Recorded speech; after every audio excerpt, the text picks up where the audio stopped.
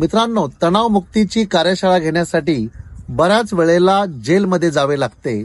अशीच एक कार्यशाळा संपल्यानंतर एक कैदी जवळ आला, म्हणाला, सर मी लाकडं फोडत होतो. लाकडं फोडताना जोरात फटका बसला, एक लाकडाचा टवका उडला आणि बाजूने एक माणूस चालला होता, त्याच्या डोळ्यात तो घुसला, त्याचा डोळा गेला आणि मला इथं जेलमध्ये टाकलेले. सर मी काय जाणून बुजून केलं का हो?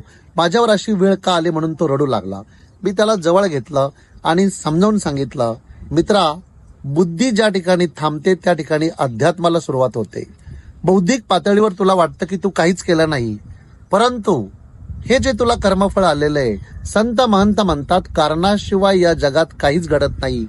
माझ्या अभ्यासानुसार कुठल्या तरी जन्मामध्ये तू असं काहीतरी काम केलेलं आहे जे शिक्षेस पात्र होतं, परंतु त्यावेळेला ओळख, पैसा, पाणी, इतर गोष्टीचा वापर करून भौतिक जगामध्ये तू त्या शिक्षेपासून वंचित राहिलेला आहेस.